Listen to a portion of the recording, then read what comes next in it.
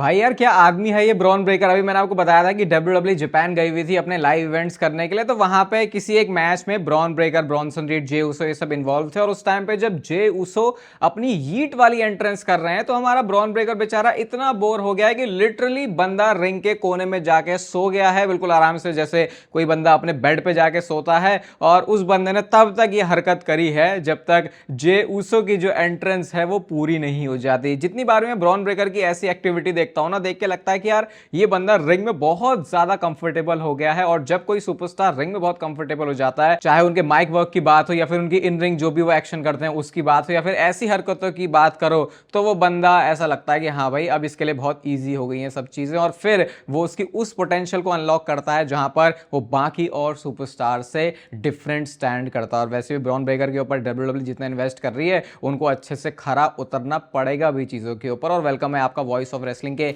Episode number 766 में। सबसे पहले ड्रू मैकिंटायर की बात करते हैं, जो कि अपनी सोशल मीडिया की हरकतों की वजह से शायद डब्ल्यूडब्ल्यू ऑफिशियल्स की नजरों में अपने आप को बहुत बड़ी दुविधा में लेके आने वाले हैं। लेकिन उससे पहले मेरी तरफ से आपको दिवाली पर्व की हार्दिक शुभकामनाएं। और कई बार मैं बहुत ज्यादा ऐसी हिंदी बोल देता हूं, ऐसा नहीं कि वो हिंदी में बोल रहा हूं, क्योंकि कई बार लोग हिंदी बोलते हैं ऐसे कूल बनने के लिए, लेकिन मैं संस्कृत सरस्वती विद्या मंदिर से पढ़ा हूं तो मेरी हिंदी भी काफी अच्छी है और संस्कृत भी हुआ करती थी। लेकिन जैसे जैसे अभी इंग्लिश के ज़माने में थोड़ा एंटर कर रहे हैं तो वो चीज़ें भूल जाता हूँ मैं, लेकिन मैं उसको दोबारा से याद करने की कोशिश करता हूँ। पता नहीं मैंने इतना डिटेल में जाके क्यों बता दिया, लेकिन दिवाली है, इस फेस्टिवल को एंजॉय करो, हर वो काम करो जिससे आप खुशी पा सकते हो, अपनी फैमिली को खुश कर सकते हो, बस सामने वाले किसी और बंदे को कोई भी प्रॉब्लम नहीं होनी चाहिए। और स्टार्ट करते हैं ड्रू मैकिंटायर से ही। तो पहले तो ड्रू मैकिंटायर की एक वीडियो डब्ल्यूडब्ल्यू ने रिलीज करी अपने सोशल मीडिया प्लेटफॉर्म पे, जहां पे बैक स्टेज ड्रू मैकिंटायर को देख रहे तो बंदा बहुत ज्यादा गुस्से में है कि मैं फिर से हार गया, वट एवर इट टेक्स, और डिस्क्वालीफाइड क्योंकि वो मैच में हुए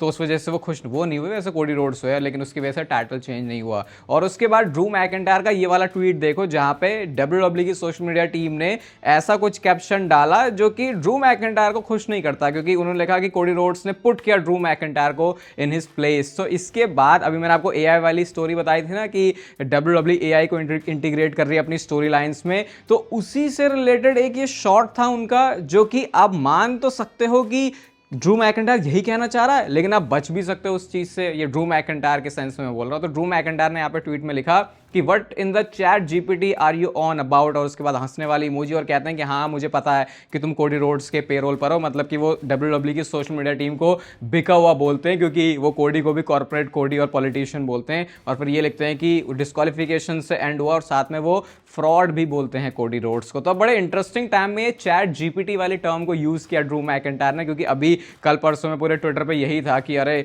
ये जो डब्ल्यूडब्ल्यू है वो एआई को यूज कर रही है। फिर एआई से मतलब चैट जीपीटी मान लेता है ना, हर बार एआई का मतलब चैट जीपीटी तो होता नहीं, लेकिन फिर भी चैट जीपीटी थोड़ा स्लैंग में आ जाता है। तो वैसे करके उन्होंने चैट जीपीटी वाला जो नेम है उसको ड्रॉप किया। लोग कह रहे हैं कि हाँ भाई ड्रू मैकिंटायर समझ पा रहे हैं कि तुम क्या यहाँ पे कहना चाह रहे हो। और जो स्टोरी की बात भी चल रही थी कि अटैक किसने किया जेकब फाटू के ऊपर, बहुत ज्यादा चांस है कि डब्ल्यूडब्ल्यू इसके अराउंड पूरा एक एंगल सा बैठाने वाली है, थोड़ा थोड़ा जेड कारगिल के जैसा। लेकिन जेड कारगिल को तो वापस आना था, अब पता नहीं कि ये जेकब फाटू कितने टाइम में वापस आएंगे। तो वो एक स्टोरी चलने वाली है यहाँ से, एंड होपफुली इस सारे अटैक के पीछे रैंडी ओटन ही हो। वैसे कुछ हिंट ये भी है कि शायद वो नाम कोडी रोड्स भी हो सकता है, क्योंकि उन्होंने जो डिस्क्वालिफिकेशन से मैच एंड करवाया वो यूजुअली एक हील बंदा करता है। तो अगर कोडी रोड्स वो कर सकता है तो वो ये भी कर सकता है, बट मुझे नहीं लगता कि रैंडी ओटन से ज्यादा लॉजिकल बंदा यहाँ पे कोई बनता है। बाकी ड्रू मैकिंटायर की जो चेज है वो तो अभी रहने वाली अनडिस्प्यूटेड चैंपियनशिप के लिए, इतनी जल्दी वो कोडी रोड्स का पीछा नहीं छोड़ने वाले। और नेक्स्ट एआई वाली चीज के बारे में बात कर लेते हैं। तो इसके बारे में फाइटफुल ने कुछ रिपोर्ट किया है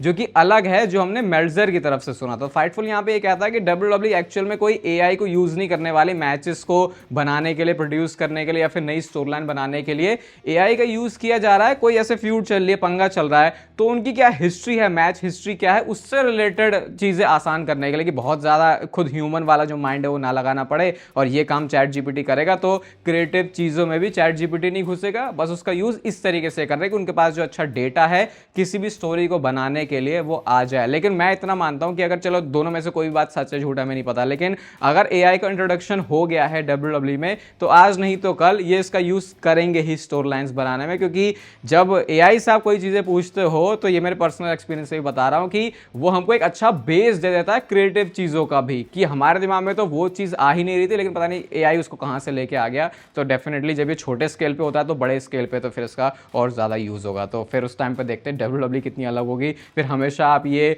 जो ट्रॉल है वो देख सकते हो, कोई भी स्टोरी पसंद नहीं आई तो लोग बोलेंगे कि हाँ ये वाली जो स्टोरी है वो चैट जीपीटी ने लिखी थी, क्योंकि आज भी लोग पॉल हेमन, ब्रूस प्रिचर्ड या फिर इन सारे लोगों को जिसको अब तक गरिया रहे थे उन्हीं को प्रेफर करेंगे कि एक इंसान का दिमाग लगना चाहिए। कोई एआई की लिखी हुई स्टोरी को अगर हम डब्ल्यूडब्ल्यू में फॉलो करेंगे तो वो पैशन जो है डब्ल्यूडब्ल्यू फैंस का वो कहीं ना कहीं मरता है। क्या आप इस बात से अग्री करोगे? कमेंट सेक्शन में आप मुझे जरूर बता रहा हूं। नेक्स्ट बात करते हैं Y2J क्रिस जेरिको की, और जेरिको के बारे में आपको बता रहा था कि उनका भी देख के ऐसा लग रहा है कि आज नहीं तो कल उनको वापस से डब्ल्यूडब्ल्यू में आना है। उनके कॉन्ट्रैक्ट वाली सिचुएशन में जो भी है, अब तो ऐसा लगा कि ना सिर्फ वापस आना है बल्कि पूरे गाजे बाजे और शाही तरीके से ही आएंगे। तो बात ये पता चली है कि जेरिको का भी कुछ फेयरवेल टूर, रिटायरमेंट टूर सा डब्ल्यूडब्ल्यू कर रही है, और साथ में इन सारी चीजों के फिर उनका हॉल ऑफ फेम में इंडक्शन भी होगा। ये मुझे लग रहा है कि एक अच्छी चीज डब्ल्यूडब्ल्यू को मिल गई है कि जैसे हर बार कोई सुपरस्टार जब ओल्ड हो जाता था, बूढ़ा हो जाता था, उसको रिटायर होना होता था, तो डब्ल्यूडब्ल्यू को समझ में नहीं आता था कि अब करना क्या है। तो पूरा उसका एक फेयरवेल टूर बना दो और उसके बाद अच्छे से उस बंदे को रिटायर भी कर दो और आखिरी बार उस बंदे के ऊपर कैश इन भी कर दो।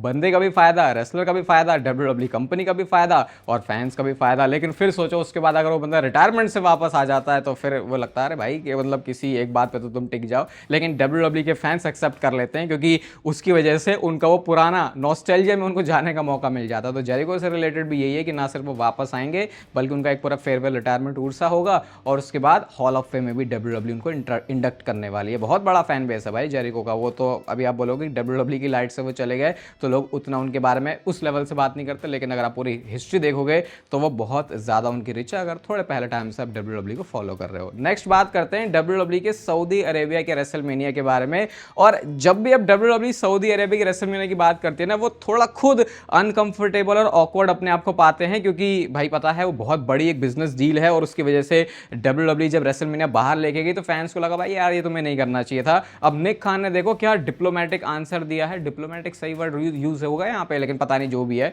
ऐसे कि मतलब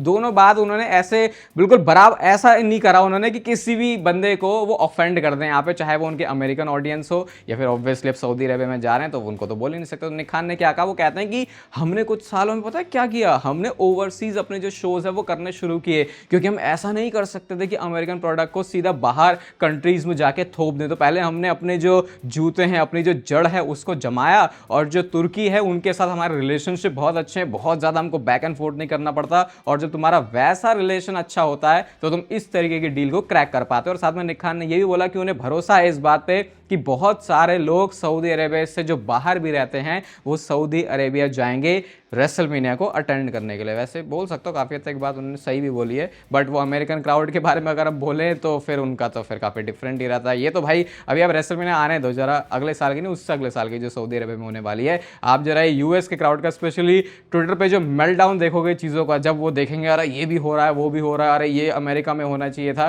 तो वो चीज़ को लेकर हम बहुत इंजॉय कर सकते हैं, क्योंकि ये वाली जो तड़पन है इतने सालों से हम भी देखते हुए आए हैं जब हमको ये पता चलता है कि डब्ल्यूडब्ल्यू अपने शोज को करने के लिए इंडिया नहीं आती। नेक्स्ट कल की मंडे नाइट ड्रॉ को डिस्कस कर लेते हैं, और मुझे बहुत टाइम के बाद ऐसा लगा है कि मैं किसी डब्ल्यूडब्ल्यू के शो के लिए इस वे में एक्साइटेड हूं, जबकि ये फेस्टिव वाला सीजन में चल रहा है और बहुत ज्यादा हम डिस्ट्रैक्टेड रहते हैं ऐसी चीजों से, बट फिर भी क्योंकि कल की मंडे नाइट ड्रॉ में बहुत सारी इंपॉर्टेंट चीजें हो सकती हैं। जैसे पहला आप जो पूरा रनडाउन है, रनडाउन तो नहीं है मतलब जो चीजें फीचर होने वाली है शो पर आप देख सकते हो, CM Punk, Adam Pearce update देंगे सेथ रॉलिंस के बारे में, championship matches on the line है, फिर पॉल हेमन, ब्रॉन्सन रीड और ब्रॉन ब्रेकर भी होंगे। और कहना यह भी है कि जो कल की मंडे नाइट ड्रॉ है वो इस वे में भी इंटरेस्टिंग है, क्योंकि ब्रॉन ब्रेकर भी उस चैंपियनशिप को लेकर चला गया, वो चैंपियनशिप को लेकर चला गया। सेथ रॉलिंस पॉसिबली अगर टाइटल रिलिंक्विश करते हैं, अगर उनकी इंजरी लेजिटिमेट है, जो कि शायद कल के मंडे नाइट ड्रॉ के बाद हमको और कुछ स्पेकुलेट करने की जरूरत पड़ेगी नहीं, तो अब वो टाइटल ब्रॉन के पास है। सीएम पंक नंबर 1 कंटेंडर है, एसएनएमई के लिए इनको मैच भी करना है, तो बड़ा इंटरेस्टिंग है। कल की रॉ आई थिंक बहुत डब्ल्यूडब्ल्यू के लिए क्रूशियल होने वाली है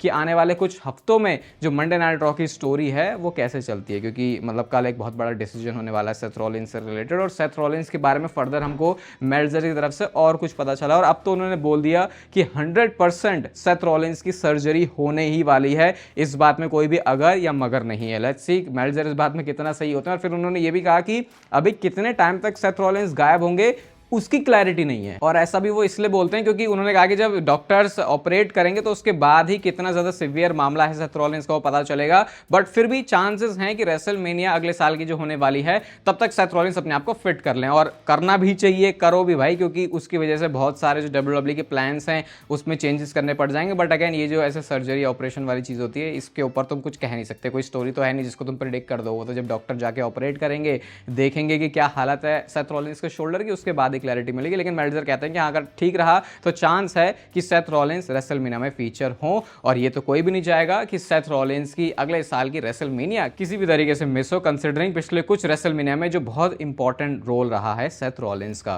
पेज के बारे में रिसेंटली मैं आपको बता भी रहा था कि वो AEW से अब ऐसा उनका हिसाब किताब तो खत्म हो गया है और उनका इंटरेस्ट दिख रहा है कि वो WWE कंपनी में आना चाहती हैं। तो कुछ फैंस जो है साइन लेके आए थे पेज का, और उन साइंस को ये WWE के जो लोग हैं उन्होंने निकलवा दिया कि नहीं नहीं इस साइन का तुम यूज नहीं कर सकते। अब पता नहीं, इससे तो मैं फिर ये बोलूंगा बहुत ही ये नेगेटिव इंप्रेशन पड़ता है इस चीज पर कि क्या पेज वापस आएंगे या फिर नहीं, क्योंकि WWE यूजुअली ऐसी चीज को थोड़ा और ऐसे हाइप करने की कोशिश करते हैं कि हाँ अगर ऐसे किसी को लेके आना तो अच्छा लोग बात कर रहे हैं, अच्छा लोग बात कर रहे हैं तो चलो ये वाला मूव हमको करना चाहिए। लेकिन अगर वो पेज के साइन को इस तरीके से हटवा रहे हैं तो क्या इसका मतलब ये है कि WWE इंटरेस्टेड नहीं है पेज को लाने में, इस वजह से वो उनके साइंस को देखना भी नहीं चाहती। वैसे जितना मुझे पता है तो पेज के रिलेशन WWE की टीम के साथ बहुत अच्छे हैं, भले ही वो AEW में गई लेकिन उन्होंने ऐसा कोई कांड नहीं किया जिसकी वजह से आप ये बोल दो कि अरे नहीं उनके जो WWE में आने के ब्रिजेस हैं वो बर्न हो चुके हैं। तो ये तो अभी डेवलपिंग स्टोरी है, मे भी 3-4 महीने में हमको थोड़ी और क्लैरिटी मिलेगी कि पेज के आने का क्या चांस है WWE में। रिसेंटली जो WWE का लाइव इवेंट हुआ था भाई, उसमें देखो यार, मतलब ये देख के लगता है कि सुपरस्टार ये रेसलर कुछ अलग हैं, ये कुछ अलग ही ब्रीड है और नॉर्मल ह्यूमन कुछ अलग ही होते हैं। इस पिक्चर को खुद रिया रिप्ली ने अपने ट्विटर अकाउंट पे पोस्ट किया है, और अगर मैं सही हूं तो ये रिया रिप्ली का ही पेट है, और अपने पेट के साथ पता नहीं मुझे किसका पेट है, लेकिन देखा तो है मैंने इसको कहीं ना कहीं WWE सुपरस्टार्स के बीच में। यहाँ पे उन्होंने इस पे कैप्शन लिखा है ट्विंस। तो देखो बंदी को इतनी ज्यादा ब्लीडिंग हुई थी, नाक में इतना खून निकला था, और अलग अलग फोटोज में भी जब मैंने इसको देखा तो लगा भाई ये तो बहुत तगड़ी वाली उनको लगी है। और उसके बाद भी वो इस चीज को एक तरीके से मजे में ही दिखा रहे हैं कि हाँ देखो कैसे ट्विंस लग रहे हैं। मतलब पता है उनको कि वो सही से ऑपरेट भी हो जाएंगे, उनका ट्रीटमेंट हो जाएगा, बट स्टिल भाई हमें हल्की फुल्की सी चोट लग जाती है तो फिर पता है कैसी हालत हो जाती है। मतलब मैं तो झेल लेता हूँ यार, वैसे झूठ के बोलूँ, बट नहीं, किसी भी इंसान को लगेगी भाई दर्द तो होगा, लेकिन इनने तो उस दर्द को देखने का नजरिया ही बदल दिया कि हाँ भाई ये तो हमारा जॉब है, तो हमारी प्रोफेशन है, ये तो होगा ही। WWE का अगला प्रीमियम लाइव इवेंट होने वाला है सर्वाइवर सीरीज, और उसमें होता है वॉर गेम्स मैच। और मुझे याद नहीं आ रहा पिछले इतने कुछ सालों में पहली बार कब ऐसा हुआ था कि हम इतने ज्यादा शो के पास आ चुके हैं और अब भी हमारे पास क्लैरिटी नहीं है कि वॉर गेम्स मैच में WWE क्या करने वाली है। जैसे